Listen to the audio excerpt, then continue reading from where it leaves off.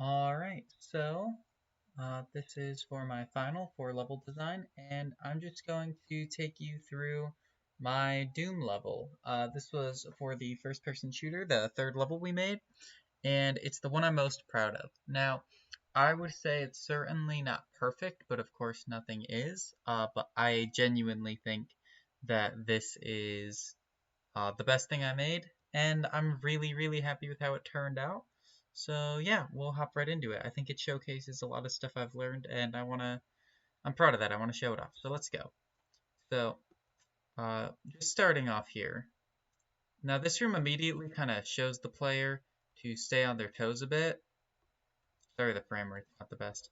Because they leap out from side to side, and it's like whoa. And my goal with that is just to obviously the crates will break up the sight lines of the player, and I wanted to kind of teach players that they should be on edge and ready for some surprises. Now, this room, we have a gas tank here, so we can shoot that. And then these two imps kind of come in from the side and do, I guess you could say, kind of a pincer attack almost. Now, this room up here is locked. We have a gun here. So one mechanic of my level that you'll see is the player can only hold 2 weapons at a time, but I'm constantly giving the player alternative options for guns. I want it to feel kind of like arcadey. You can pick your favorite guns. You could retry the level with different guns. You could swap guns whenever you run out of ammo. I want the player to kind of have some choice and some say in what they prefer to use. So this room straight ahead is going to be locked. This is the way that you go to progress it level, but this room is optional because I really wanted to give the player some freedom and some decision. So going right in, this is a multi-wave room you'll see, and the first wave isn't too bad. We just have a couple possessed soldiers here, and let's see this guy as well. Now wave 2, this is where we get a little bit more intense. This is one of the most difficult parts early on in the level, and it is wholly optional because it can be a little challenging, and I didn't want my level to be too ruthless, so that's why I made this part optional. And I also made this part optional because here we're fighting against Hell Knights, and as you can see, they have quite a bit of health, and fighting one, the player's gonna want something with a little bit more oomph. They'd be like, man, I really wish I had, something more explosive or something that just has a higher damage output. And then this is the last wave of the 3, and it's just 4 of these guys. I just wanted this wave to be a last little, almost like a good job you made it through, a little bit of a lighter load. But those Hell Knights will kind of make the player wish they had something maybe with a bit more, heavy fire. And so we immediately reward the player for that optional decision to go in here with the rocket launcher. So I think that's kind of a nice little pat on the back. Good job, you did it. And I'll be taking that with me, and I'll be dropping the shotgun moving forward. Shotgun in this game is really good, but I think that it's good to have when you only have 2 weapons, something a bit more precise and something a bit more explosive. And then here we have health packs and the chainsaw, which I'm not going to take either of those right now, but maybe later. Some ammo, some health. I'll take the ammo.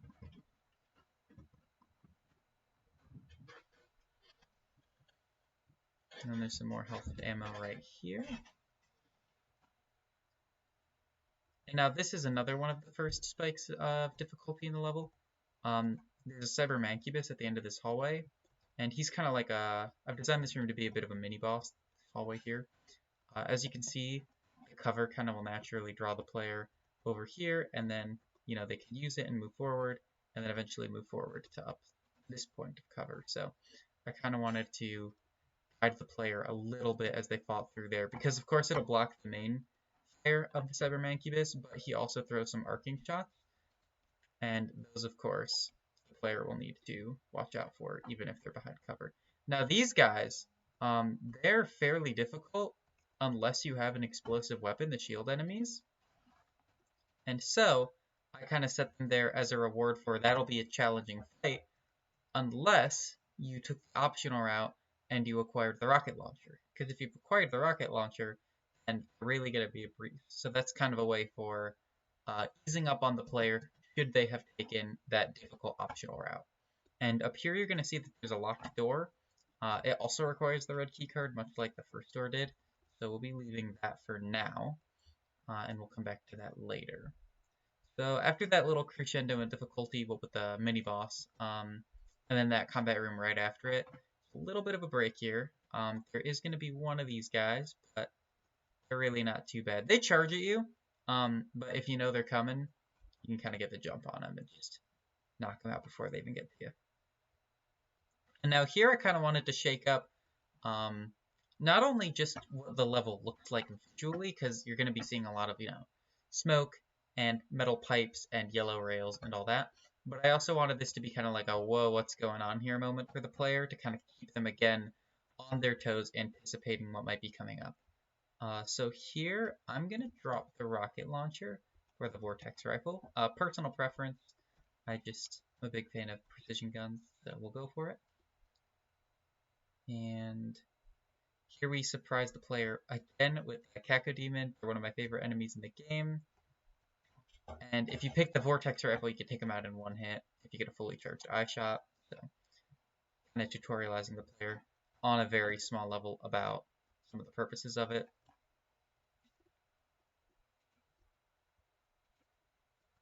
We have a Revenant here,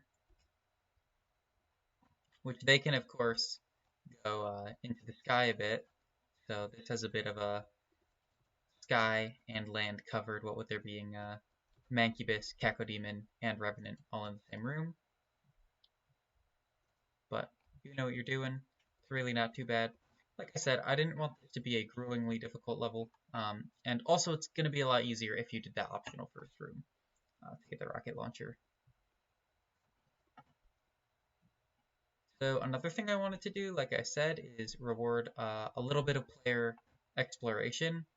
Because that's just, it's fun. It makes the player feel more engaged and like they have more, like they're on more of an adventure. And so I do that in a couple little ways. For instance, down in this little nook, there's no combat, but you'll see there is plenty of health and armor. I'll take that armor with me. And I have a couple things like that throughout the level just to make sure that if the player is really putting in the effort to explore every nook and cranny, they'll find one or two things for them along the way.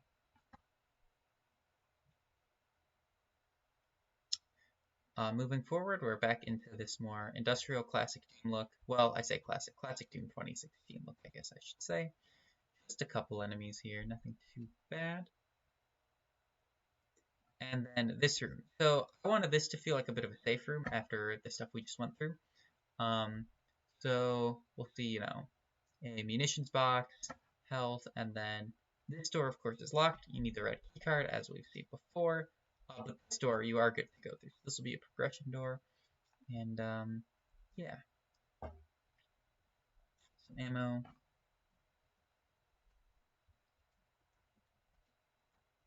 Now, again, we'll have a Hell Knight here. They can be a little tricky. Not tricky, more so they just have a bit more health than you think. And the idea is he'll kind of keep the player busy, and then these guys will be able to get in a couple shots. But if you take out him quick enough, that won't be too much of an issue at all. Oh, there we go.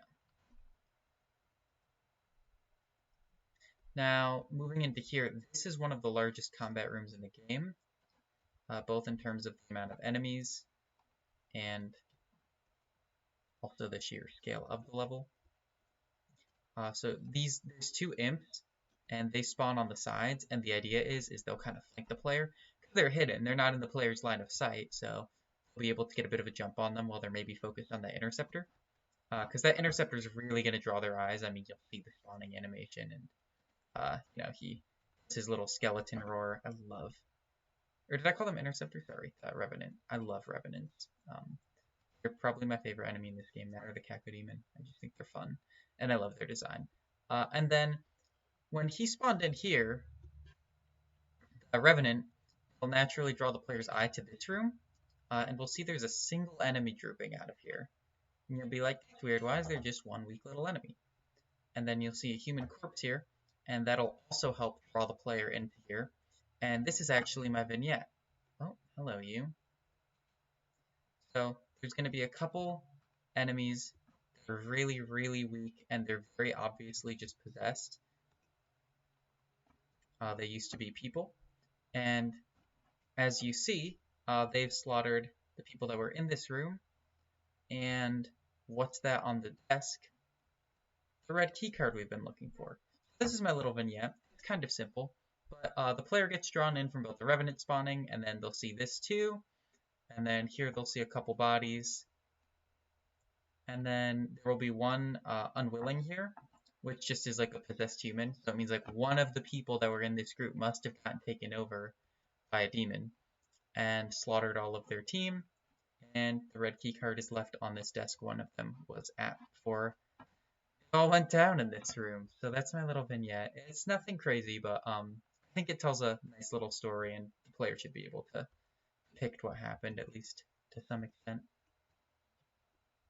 And then you'll also find the minigun in this room, or handgun. It is a minigun, but yep. Guess we'll just head back out here and continue on with the combat going on. Field enemy. Ooh, I shouldn't have dropped my explosives. Makes it a little bit tougher to deal with them. But it is what it is. I made my bed. I'm gonna lie in it. Let's see. Oh, hello you.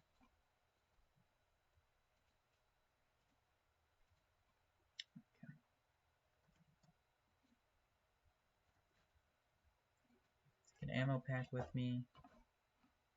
Don't need any more health at the moment. Oh, I'll take that armor though. And yeah, going up here is optional, but it makes it obviously easier, A, to deal with these enemies, and B, you'll find a couple little things if you decide to come up here. Again, I just wanted, even in a bunch of little ways, just to incentivize the player to go through more than the bare minimum of the course. Alright, well, he gave quite a hit on my armor, but looks like that's it. So let's move on. Door unlocks when you defeated all the enemies, so yep, that was everyone. And we of course have the red key card now. So after all that fighting, I kind of wanted the player to have a little bit more time to just chill. You're going to find one or two enemies around, but nothing much. And there's some health, you know, should they've struggled in the last zone or two. Now, I actually had quite a bit of trouble completing this level when I first started playing it, but when you make the level and you play it like 20 times through like I have, you're kind of able to anticipate a lot of things and, you know, catch them as they pop up. But I died quite a few times playing through this beforehand. And there is a checkpoint system. There's, I believe, 5 or 6 checkpoints throughout the level. I didn't want them to be too common, but I didn't want them to be, you know, too sparse either. And one challenge I had, pausing for a second with this level, was any time in the Doom level there are more than 12 demons spawned in the snap map editor for Doom 2016, it will not spawn any more demons past that 12. That's the threshold, 12 demons at a time per level, which makes some things in the designing the level a little bit more difficult. You have to do a lot of checks, like, okay, if you go through this door, we're going to just kill every enemy on screen that's from the previous rooms, because maybe the player missed some demons and there's built up 4 or 5 demons the player's missed throughout the level. You're not going to be able to have access to all 12 demon slots when spawning them in future combat events. So whenever the player reaches a new checkpoint, it also kills all demons in previous rooms just to free up that space for current encounters. So yeah, so here you'll see the red keycard door opens now, and we're back to this initial safe room I talked about just a few minutes ago. So I'll take what's in here now, just some health, some ammo, okay. And now we're going to do some backtracking, which I really wanted to include backtracking personally because I think it's just a good way to, you know, add more content into a level without adding more physical space per se, because I was quite literally running out of physical space allowed in the Doom Snap Map editor. But you'll see that it's not just backtracking for the sake of adding time. I have added new combat scenarios, as we're seeing here, what with the Revenant and the, I believe it was a Spectre they're called, the invisible enemies. And there's an Imp, there's a Cacodemon. There is quite a bit going on in here. So there's a bit to be found in the backtracking. It's not just for the sake of taking up time. That Imp is trouble. There we go. Okay. Let me go down here quick and grab some of that health that I'd seen earlier on. That right there too was combat that had a bit of challenge for it for the in context of the level's difficulty. I would say that was, you know, a little bit up there. Not quite a spike, but reaching that point, I guess I would say. I am running low on ammo though. Well, I've run out of ammo. I'm gonna have to go back quick.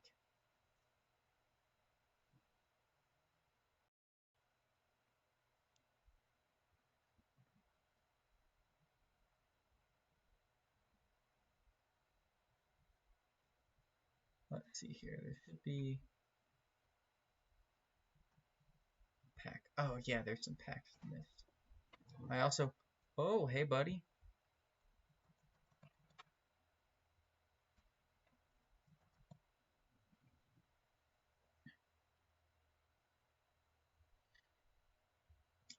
I missed some packs along the way. Oh yeah, there's more. I was gonna say, I know that there's plenty of ammo around.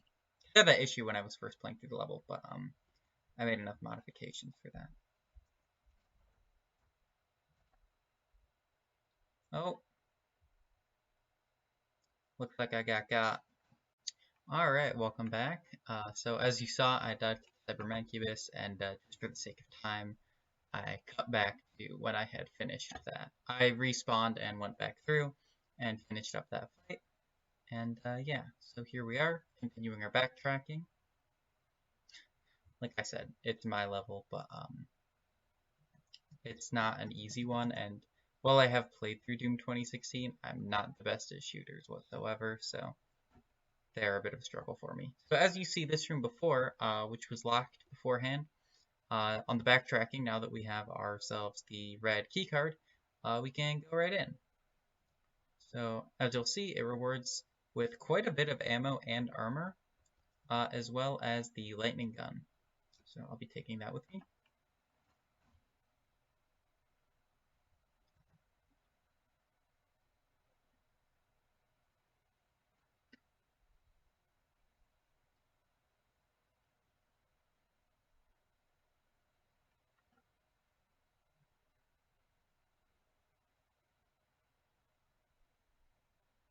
And some of this health that I'd left beforehand I'll be taking now.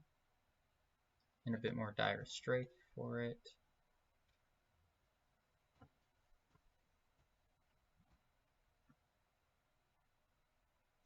And do I take the chainsaw? Nah, I think I'll take these two with me. And let's see. EMG, no, I'll pass. So now we can head back down this way, which as you can see, this is the initial four-way intersection at like the way beginning of the level, like the second or third room. And now we've come all the way back. But now we can progress down this locked red door, of course. And as you saw, there was some ammo. There's a bit more ammo here. I want the player to be able to kind of stock up a bit.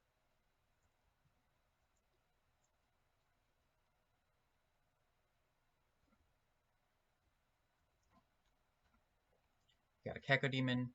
They're one of my favorite enemies, so I use them quite a bit. Also just classic, you know?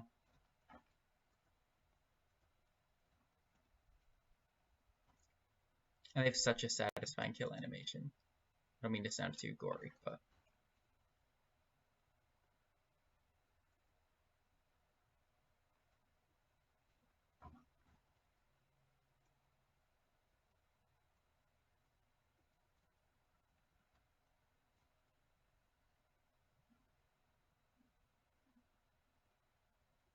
Oh.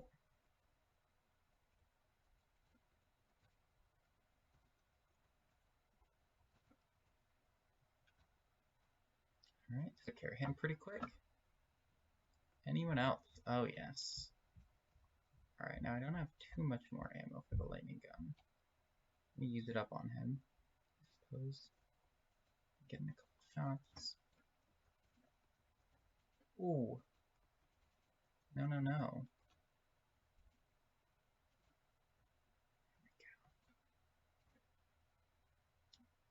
Alright, not the cleanest kill, but, nearing the end. Difficulty is going to get up there, as it does. This is the second to last combat room, so it's one of the final, tests of the player. The player has fought a couple cacodemons, a couple revenants, and certainly a couple mancubus, but that back to back to back we've never quite seen. Except for that one area when you're transferred into Hell, which I would say is the previous crescendo. But this room also has a Hell Knight and Imps. I would say it's one of the more challenging rooms in the level. There's also a rocket launcher here because the players kind of seem that they're going to be really useful against something like a Mancubus, as they saw with the Cyber Mancubus fight. And I just wanted the player to have another chance to pick one up, especially before this final room, which is the last gauntlet in the level. And I think it proves to be fairly challenging. Gonna get some ammunition here as well. So I'll be entering with the rocket launcher and the shotgun, which maybe not the most ideal combination.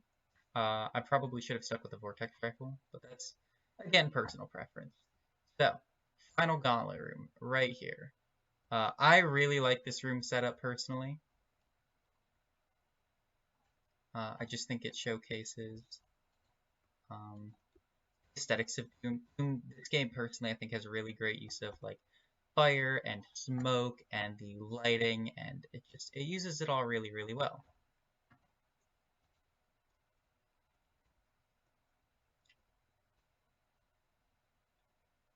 Oh, and there he is.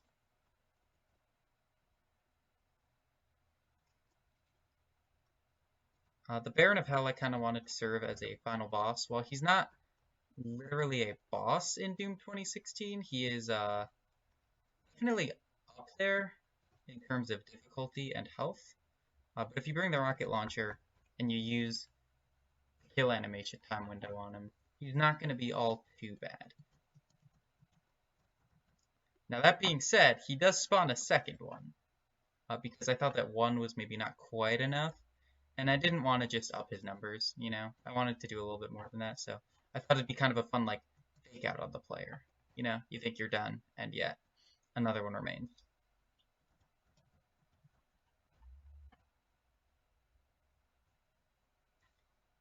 And this cover here is kind of meant to naturally draw the player in when they first start, if they don't want to go in guns blazing. Now, that's the beautiful thing about Doom, is if you're good enough at this game, you can just go in guns blazing, and I think that's really cool.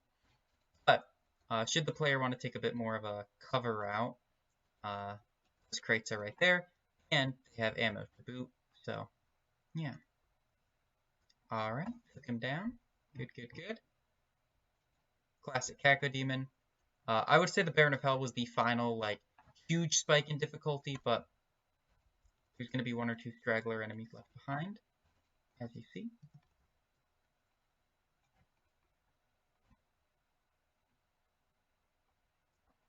Alright.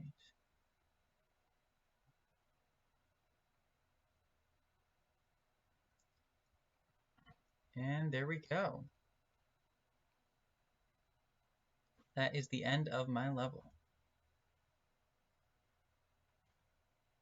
Now, as you saw, there's a Revenant and there was a Cacodemon. I didn't kill the Revenant because the Baron of Hell, since I wanted to consider him the final challenge, I did give the player the option to just run in and finish up the level. He is what unlocks this final door here.